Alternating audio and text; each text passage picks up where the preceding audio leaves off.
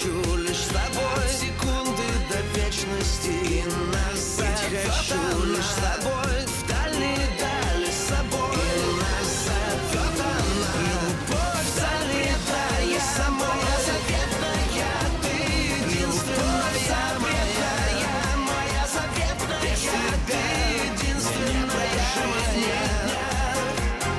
Без тебя травы клонятся, будто молятся, я склоняюсь пред тобой, будто молятся, я склоняюсь пред тобой. И не надо мне, и не надо мне, не надо мне судьбы другой. И не надо мне судьбы другой.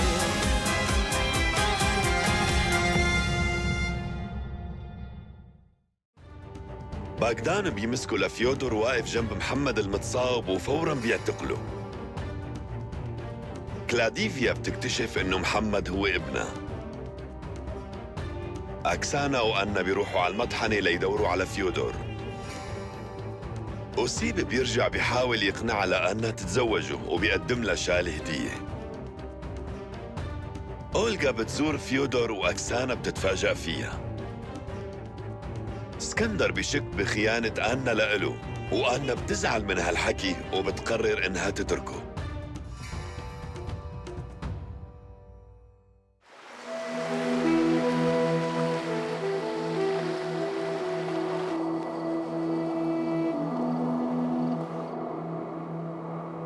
أنا بدي أعتذر منك لأني كتير غلطت بحقك زليخة خانم.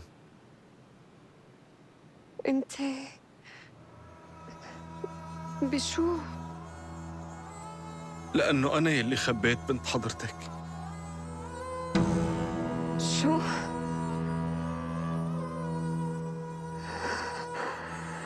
بنتي أنا؟ إيه، هلأ وينها؟ موجودة عند الزعيم سوتنيك لأنه مفكرها بنته يعني هي وينها هلأ؟ بروسيا. زويا زويا تعي بسرعة، ست زليخة اسمعيني. اطلعي بسرعة لأنه البديل إجا. تعي.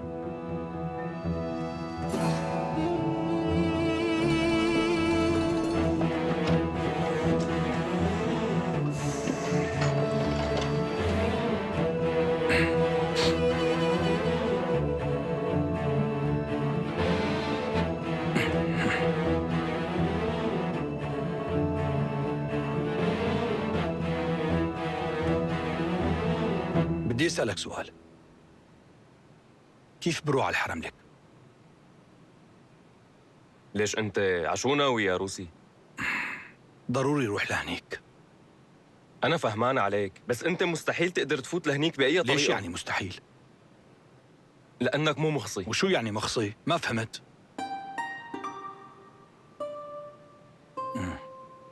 هيك لكان.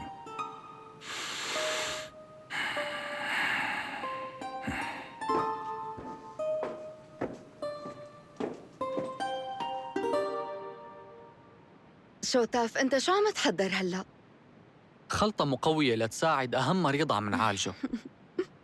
هلا طمنيني كيف صارت حالته؟ صحته كتير متحسنة. على القليلة جسدياً صار منيح، بس نفسيته كتير تعبانة. هالدواء رح يحسن له نفسيته. تمام، امسكيه من إيدي وبتعطيه ملعقة صغيرة منه على كاسة مي كبيرة كل يوم قبل الأكل.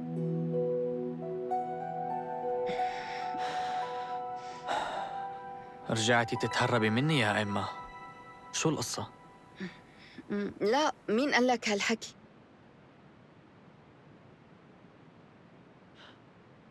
قليلي، أنا حاسس إنك عم تخبي عني شي.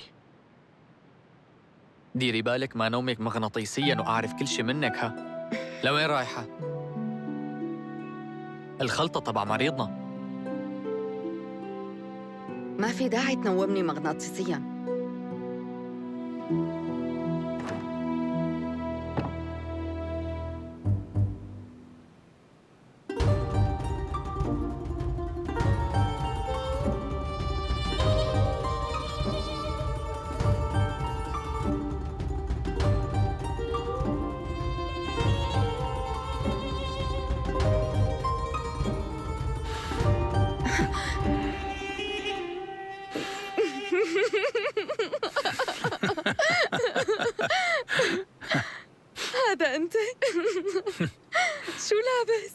ايه عينوني هون بالحرس. ليكي إما خبرتي ماريسا أني أنا هون؟ ما صار عندي مجال. من لما اجيت في كتير أحداث هون. طيب كيف هلأ؟ بتوقع إنها منيحة. تتوقعي؟ بصراحة هي منيحة، وهلأ هي عم تحكم البلد مع ألتان ومرتاحة كتير بحياتها. لهيك أنت صار فيك ترجع على بيتك بروسيا. في شي غلط عم يصير، هيك قلبي حاسسني.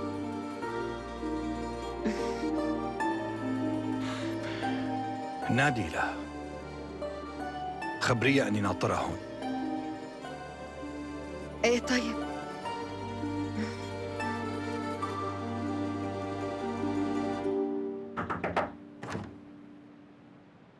ماريسا، اجيت لعندك.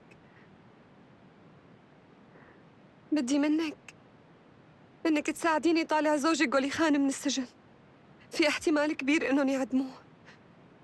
بدك اتواسط له؟ ايه، ألتان الوحيد اللي بيقدر يأمر يطالعوه من السجن. مشان شو؟ أنا بدي أدور على بنتي، وغولي خان وعدني إنه إذا أنا بقدر طالعه من السجن رح يساعدني حتى لاقيها. لهيك أنا بدي طالعه.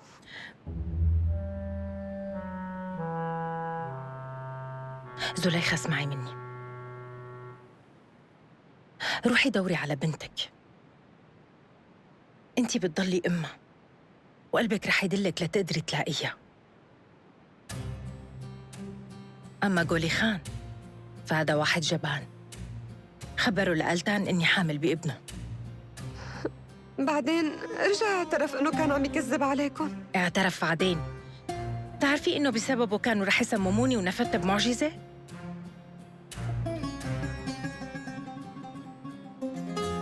ومشان هيك خلي غولي خان قاعد بالسجن، هيك أريح لنا.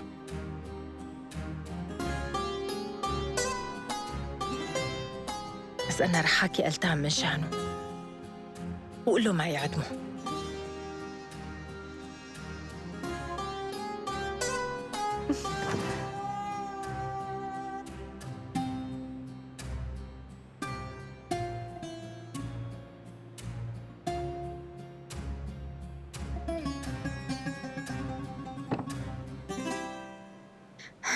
ماريسا، في شخص هون بده يحكي معك.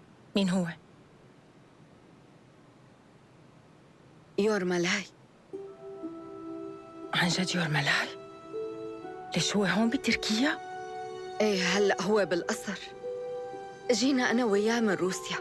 سامحيني ما قدرت خبرك هالشي من قبل لأني كنت خايفة على حياتي. من شو كنتي خايفة؟ لأنه هو جاي ليراجعك على روسيا، وإذا أنت هربتي معه كانوا رح يلبسوني تهمة إلي.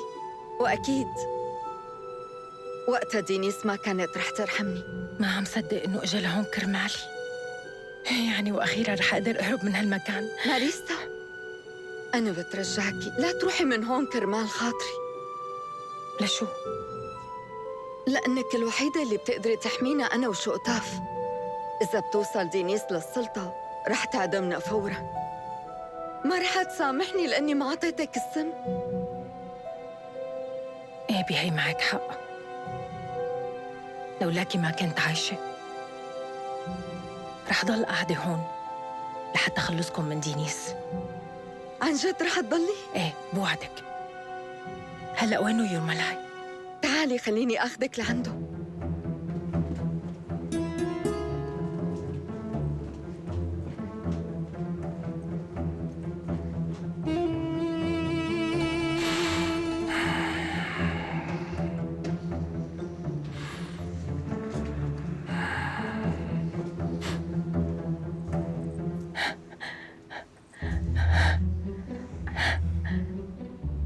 أهلا وسهلا يور ملاي. أهلين فيكي. ما توقعت إني أشوفك هون.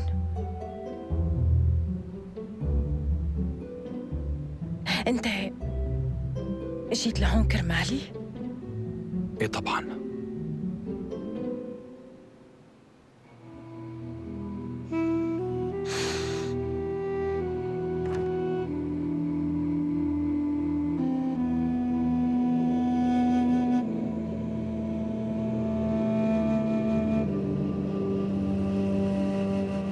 هذا الحارس مين بيكون؟ تعرفوا شي؟ هذا واحد جديد. عن إذنك يا خانم. استنى شوي. تعال لشوف. بس يا خانم. هذا أمر.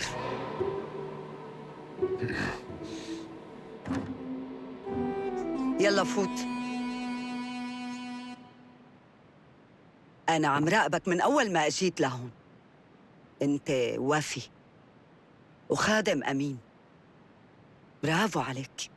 يلي مثلك بيلزموا للسلطان. إذا بتشوف شي غلط عم بيصير هون بالقصر وعم يهدد سيدك، من واجبك تخبر بهالشي، بس مو لإله، إلي أنا. عم تفهمني صح؟ ليش يعني؟ لحتى نزعجه ونعكر له مزاجه. أنا وياك نقدر لحالنا نحمي. معك حق. أنت واحد ذكي وبتلقط على الطاير. أنا شفتك من شوي كيف تغير لونك لما شفته لهذا الحارس الجديد واقف بالممر. ايه مزبوط. تعرفوا شي؟ بعرفه. مين هو؟ تعال اقعد لنحكي. خبرني عنه.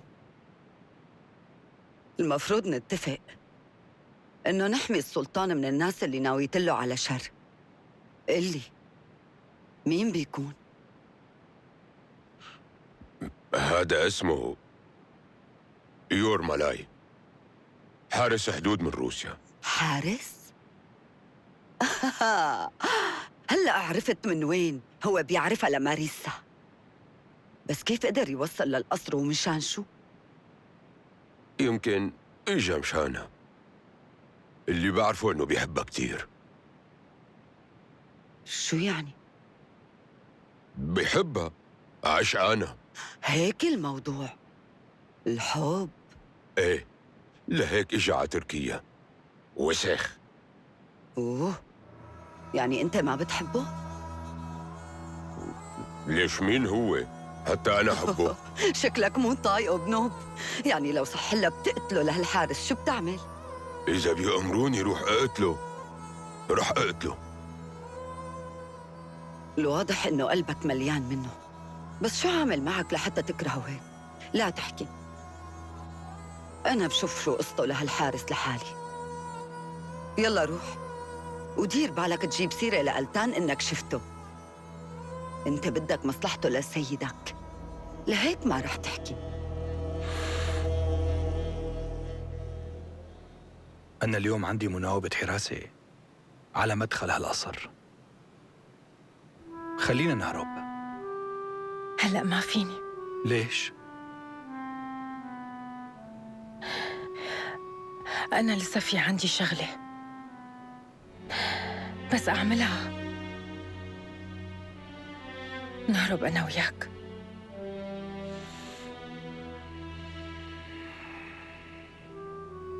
وإذا أنت لسه بدك يعني أنا مستعدة أتزوجك. شو قلت؟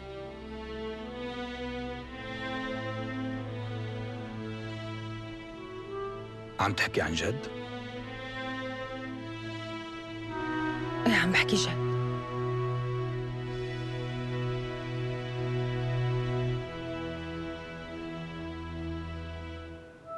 يلا روح.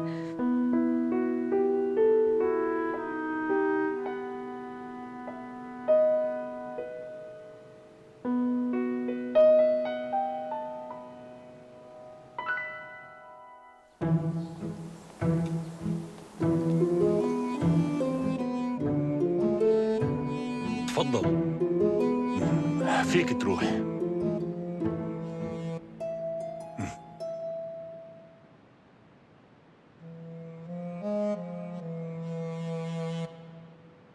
فيقي، إذا ضليتي هيك رح تضيع عمرك كله بالنوم.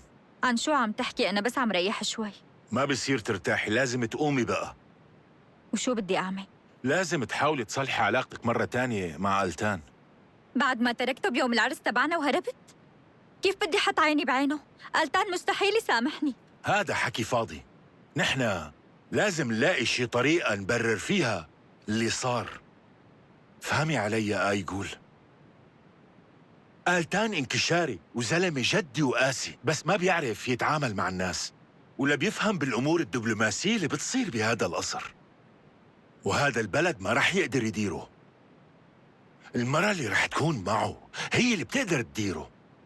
لهيك بدي إياك تستغل الفرصة، لأنه هلأ هو وحيد. بس بلشت تحوم حواليه دينيس خانم، وأنا بتوقع إنه عم تفكر تتحكم قراراته كلها. دينيس؟ أنا ما فيني أتنافس مع دينيس لأنه هي ما بتطيقني. لأنه هي ما بتطيق حدا. ولا تنسى حارسة الحدود. لا، ما في داعي تفكري فيها لأنه ما رح تصير أكتر من جارية عادية مثل هالجواري. أما أنت المستقبل كله إلك. أنت من الأساس كل حلمك تصيري مرته للسلطان. أنا بحبه لغولي خان، ومشان هيك بدي أتزوجه. هلا هو بالسجن وممكن بكرة يعدموه. غولي خان خلص انتهى، كل اللي بقيله بهالدنيا هالكم يوم اللي بالسجن. لا تحكي هيك.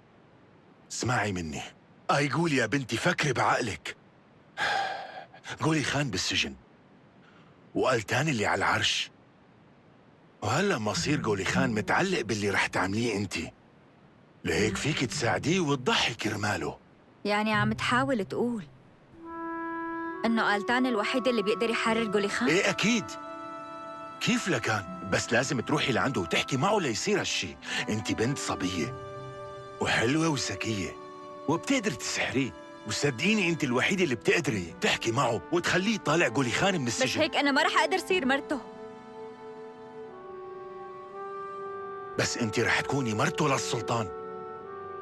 اسمعيني منيح، أنا من قبل ما كنت حاكيكي بهيك موضوع، بس هلا انت صرت كبيرة وفهماني الحياة صح. شو اللي بيمنع انك تكوني مرته للسلطان وبنفس الوقت حبيبته لغولي أبي خان؟ خلصنا.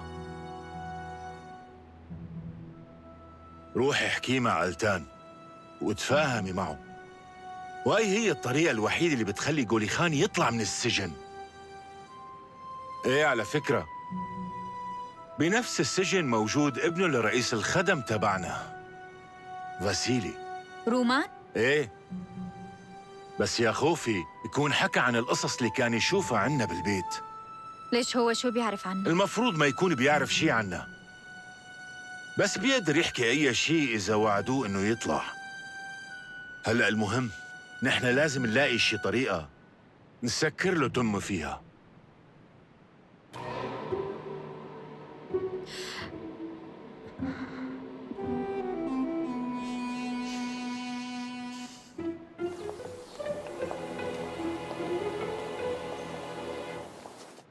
هلأ شو ناوي تعمل مع غولي خان؟ لسه ما قررت. بس هو هلأ بالسجن، ناوي تعدمه يعني؟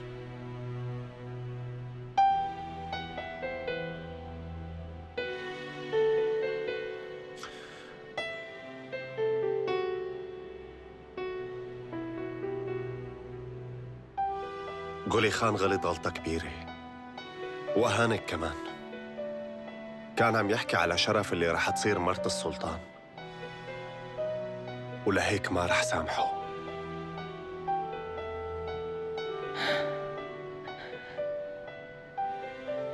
بس أنا قررت سامحه. قررتي تسامحيه؟ ما عم صدق. ومن إمتى أنتِ بتسامحي حدا؟ أنا كتير عم بتغير آلتان. هلأ معك حق غولي خان لازم يتعاقب، بس ما ينعدم. خليه بالسجن وبعدين طالعه كرمال زليخة، لأنه وعدها يرجع لها بنتها الضايعة. من ورا الكذب تبعه كنتي رح تخسري حياتك وحياة ابننا كمان. ايه بس هذا انت اللي امرتهم يقتلونا.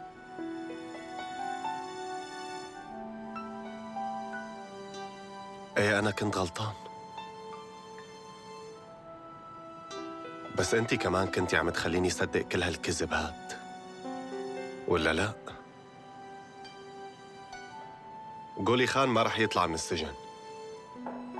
تفضل.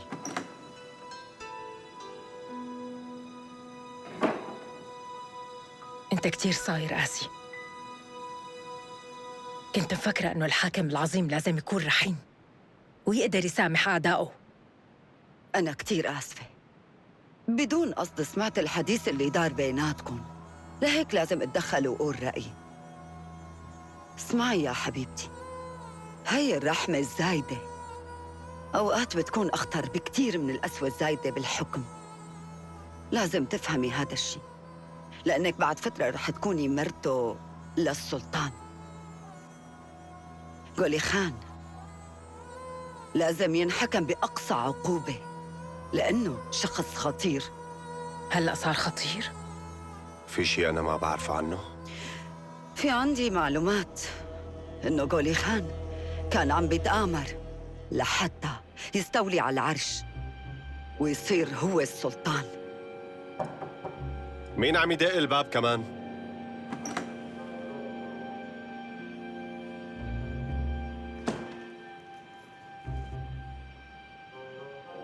بعتذر منكم، أنا كنت جاية حتى أحكي مع آلتان بيك وعلى انفراد.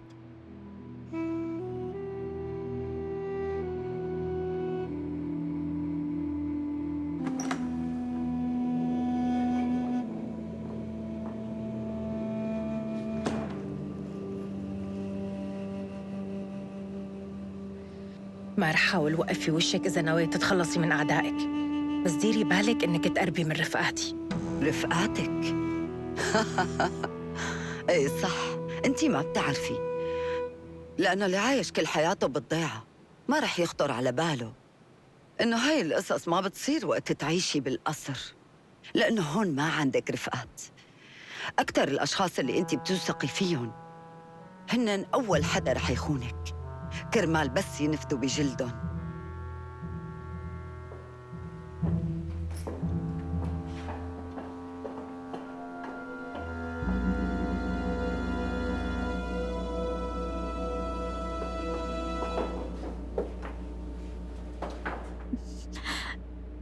أنا جاية لأطلب منك السماح.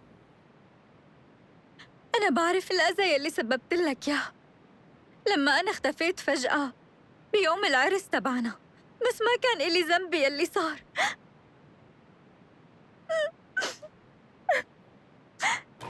أنا كنت مخطوفة. ومين اللي استرجع يعمل هيك؟ ماريسا خانو، أنا شخص إلي وزني هون بالقصر وبعرف كتير شغلات. تفضل قول. أنا بس حابب نبهك. طيب فيك تنبهني؟ بالقصر في إلك أعداء كتير، بس فيك تعتبريني حليفك، لهيك أنا حابب أعطيكي نصيحة. يا ريت توافقي على طلب آلتان باشا بإنك تصيري مرته بشكل رسمي. ليش لحتى وافق؟ لأنك رح تصيري أعلى من دينيس خانم، وهيك هي ما رح تسترجي تقرب منك أبداً. ليش مين قال لك إنه أنا خايفة منها؟ ولا تنسي إنه بالقصر في كتير نسوان رح يحاولوا يتقربوا ويؤثروا على السلطان. صحتين على قلبه، هالموضوع ما بيهمني. شو غبية. عادي اهدي شوي لو سمحتي. بالأخير رح يلاقوا اللي خطفوكي ورح يتعاقبوا. شكراً إلك، بس هذا الموضوع صار من الماضي، ما في داعي نشغل بالنا فيه. أنا رح حاول أنسى هالكابوس البشع، بس حاسة حالي كتير غلطانة بحق حضرتك. يمكن انت كنتي حدا كتير منيح معي، بس من سوء حظي ما قدرت شوفك وانت بفستان العرس. صح، كنت حابة يرجع هداك اليوم لأنه كان بوقتها كل شي حلو. بجوز ما قلنا نصيب، بس لا تزعلي ولا تفكري بالموضوع. إيه، رح حاول ما أفكر. يعني هلأ سامحتني؟ ايه أكيد أنا مسامحك.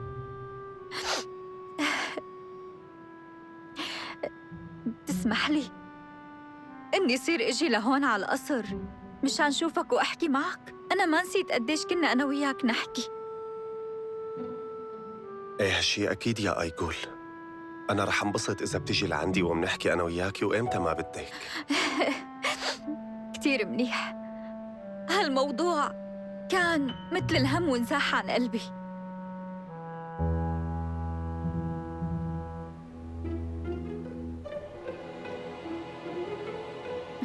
أيقول كنت عند ألتان؟ إيه كنت عنده. وهو قبل يسامحك؟ إيه أكيد سامحني. طيب كيف فسرتي له سبب اختفائك يوم العرس؟ قلت له في ناس غربة فاتوا علي وخطفوني، وخبرته إنه كانوا لابسين أقنعة. بس بأي لحظة بقدر أقول له إني تذكرت مين يلي عمل فيني هالشي، وقالتان وعدني إنه يلي خطفوني رح يتعاقبوا. لهيك لا تنسى هالفكرة يا عمر. وقفي شوي. ألتان عنده علم إنك عشيقته لقولي خان وإنك عشتي ببيتي مثل الجارية؟ وطي صوتك. لكن ما بيعرف. إذا هيك تمام، لكن أنت لا تنسي إنه بأي لحظة ممكن يعرف هذا الشيء مني أنا. تعرف إنه أنت واحد ندل؟ بعرف إنه ألتان رح يعاقبني، بس لما يعرف هاي القصص ما رح يفكر يتزوجك. واحد وسخ. وأنا كمان بحبك.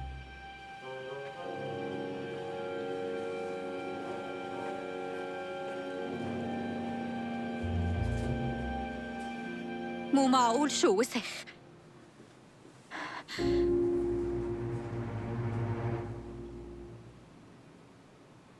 أيقول منيح اللي شفتك، كان بدي إياكي. تعالي معي لشوف.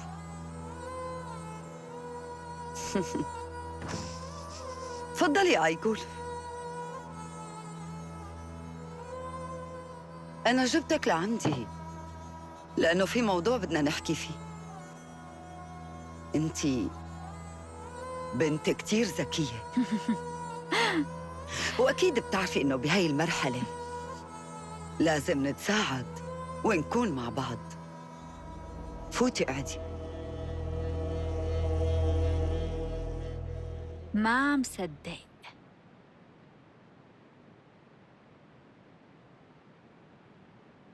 تعرفي إنه من بعد يوم العرس يلي ما صار مع وريث العرش كلكن بعدتوا عني وتركتوني. بس هلأ من بعد ما رجعت ثقة ألتان الكل صاروا يخافوا على مصلحتي وبدهم يكونوا رفقاتي. انت فكرة حالك رجعتي ثقته لألتان؟ ايه. لا تكوني واثقة بحالك لهي الدرجة. وبرأيي ألتان ما واثق فيكي، وبتوقع انك مفكرة حالك رح ترجعي تتقربي منه. انت عم تتوهمي. ماريسا عم تلعب بألتان مثل ما بتحب، ولا تنسي انها حامل بابنه المستقبلي. لهيك لسه الطريق طويل لا تقدري تكوني قريبة منه.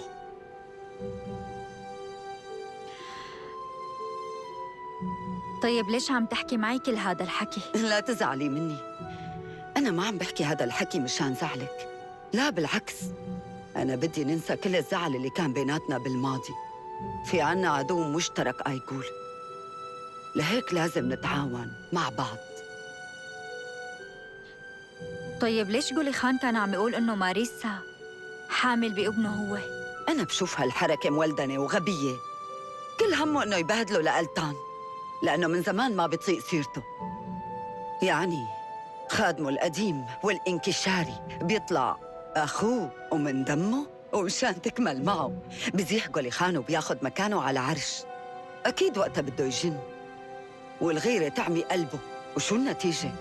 السجن والعار والعزلة. طيب ليش عامل هيك؟ لا تزعلي، أنا رح طالع لك قولي خان. مو أنت هيك بدك، صح؟ إيه.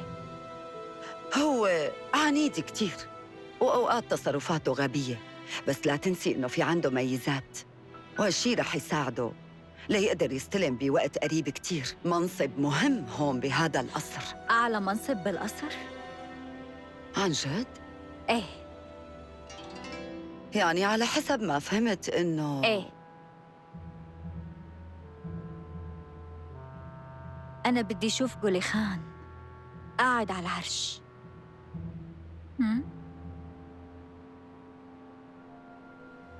موافقة.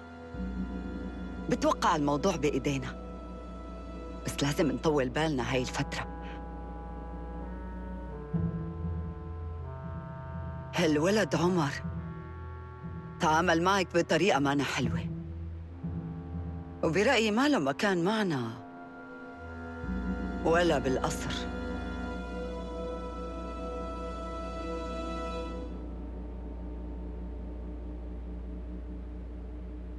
لكن أنا معك يا خانو.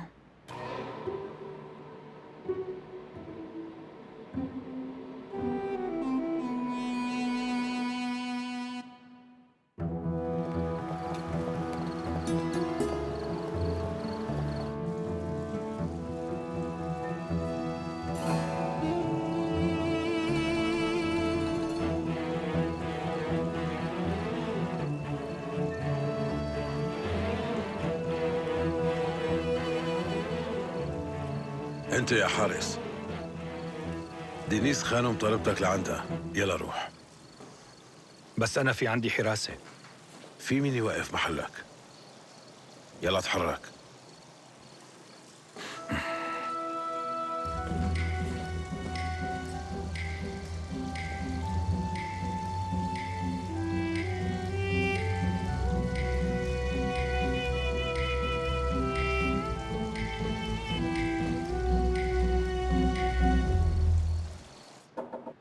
تفضل. حضرتك طالبتيني؟ ايه طلبتك. مو انت اللي اسمك يور ملاي؟ ايه هاد أنا. حارس الحدود يور ملاي.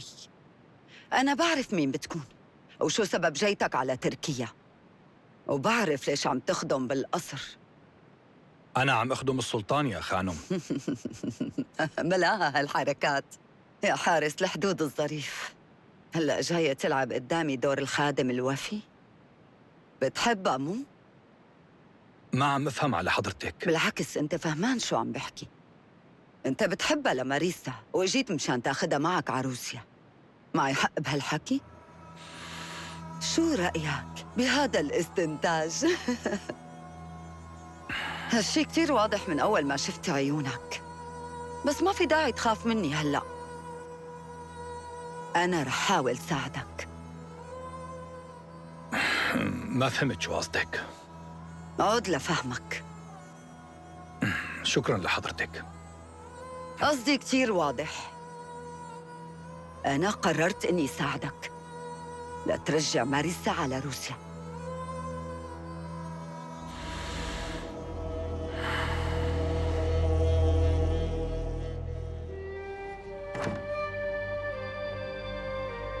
اجت زليخة قلع لك ياها؟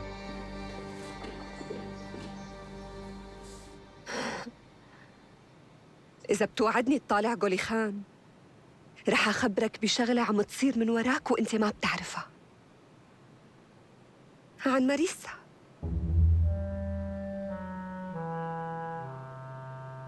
طيب احكي شو عندك.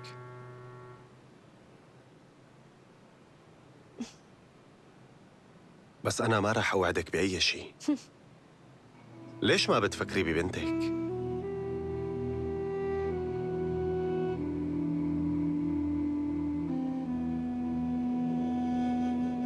أنت كتير متغير يا ألتان. لما عرضت علي المساعدة ما توقعتك تكون صادق معي، وهلأ اتأكدت إنه كان معي حق، لأنه أول ما صارت السلطة بإيدك طالعت كل شي مخبيه جواتك. اللي جواتي هاد شي بخصني، مو انت اللي رح تحاسبيني عليه. لهيك لا بقى تسمعيني هالحكي. شو عندك قولي؟ لا. نيل،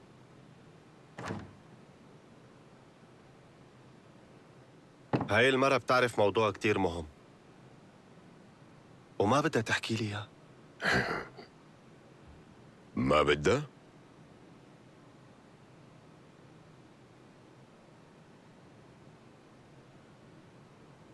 هون بالقصر في حارس حدود عم يخدم بالحرس. هو من روسيا واسمه بيكون يورمالاي. برأيك شو اللي جابه لهون؟ أكيد ما أنه جاي زيارة. أنت شفته؟ شفته بس ما لحقت خبرك شي. روح ابعت لي شريف.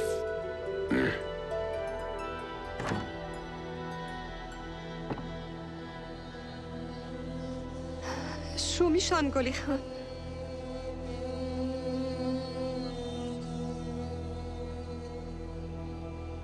أنت روحي هلأ.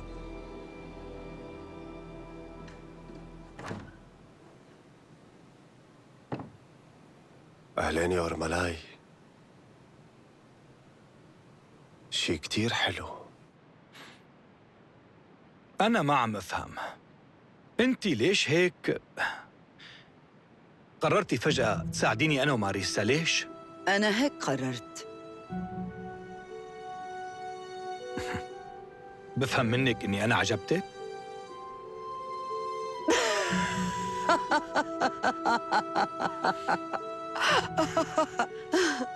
الناس اللي مستواهم عالي مثلي أنا ما بيطلعوا بالناس العاديين يلي بيشبهوك أنت وماريسا تبعك. لا تزعل مني يا يورمالاي، لأنه اثنيناتكن ما بتهموني أبداً. أنا لهلأ ما قدرت أفهم شو هو السبب. وجودها هون زعجني. يعني طول ما هي موجودة هون أنا ما رح أرتاح بحياتي. هي القصة. لعلمك ماريسا رح تتدمر هون بهالقصر، إن كان هلأ ولا بعدين، وبطريقة كتير بشعة. شو قررت؟ بدك توقف معي؟ ولا أتصرف لحالي؟ رح ساعدك، بس شو لازم أعمل هلأ؟ أنت لا تعمل شي. أنا رح خلي جماعتي يخطفوها. أما أنت المطلوب منك بس تاخدها معك. بس قبل ما نبلش العملية بنصحك ما كتير تبين قدام العالم هون بالقصر. أنا ببعت لك خبر وبقول لك وين لازم تكون وبأي ساعة لتروحوا مع بعض على روسيا. صار فيك تمشي.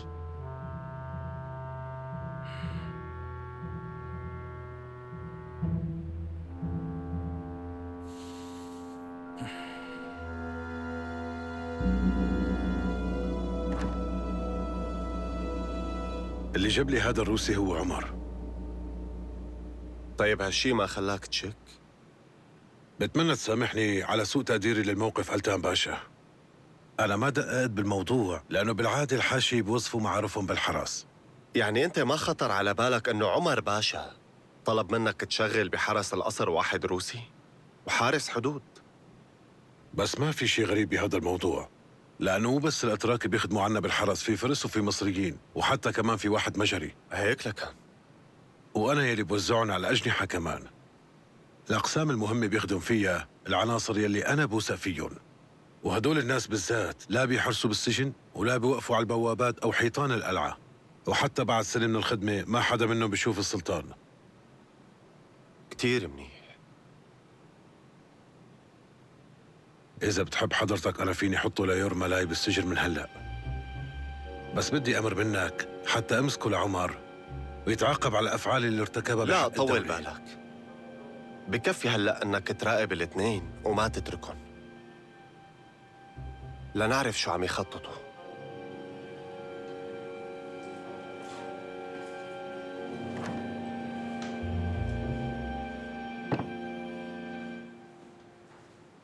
كيف يعني صعب الموضوع؟ بعت نفس الأشخاص اللي بعتهم بزمانك مشان يخطفوا لك آيغول. خليهم يجيبوا ماريسا لعندك على البيت، وحارس الحدود بياخدها من هنيك، وهيك بتنحل مشاكلنا.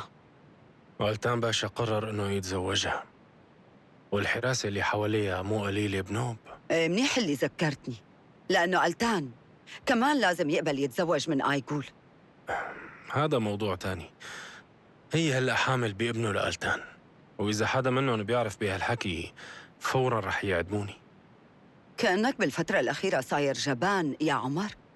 لما كان الموضوع له علاقة بحبيبتك آيغول ما كنت خايف من المخاطرة. الكل نسيوا موضوع آيغول بوقت سريع. ايه نسيوا، بس بقدر ذكرهم مين اللي ساباها جارية عنده. هلأ استوعبتك يا عمر. موضوع آيغول كان بيهمك انت، بس ماريسا بتهمني أنا، لهيك انت مالك مصلحة خاطر. ايه قول هيك، ما أنا مشكلة أبداً. بعرف إنك هلأ مانك قدران تنساها لآيغول، صح؟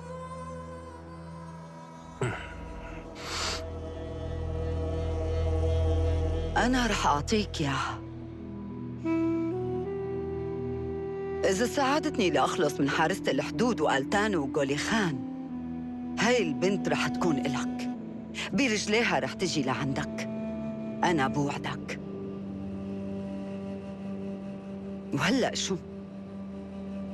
حابب تنفذ يلي طلبته ولا لا؟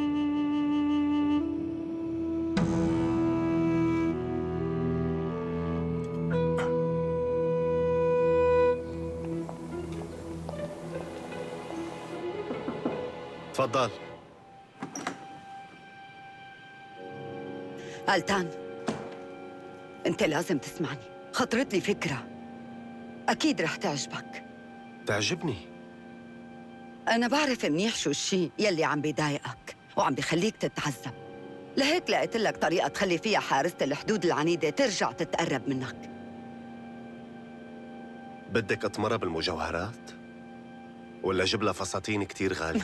لا، بهي الشغلات البسيطة فيك تشتري النسوان العادية، بس ماريسا مانا عادية وبيلزمها شيء تاني.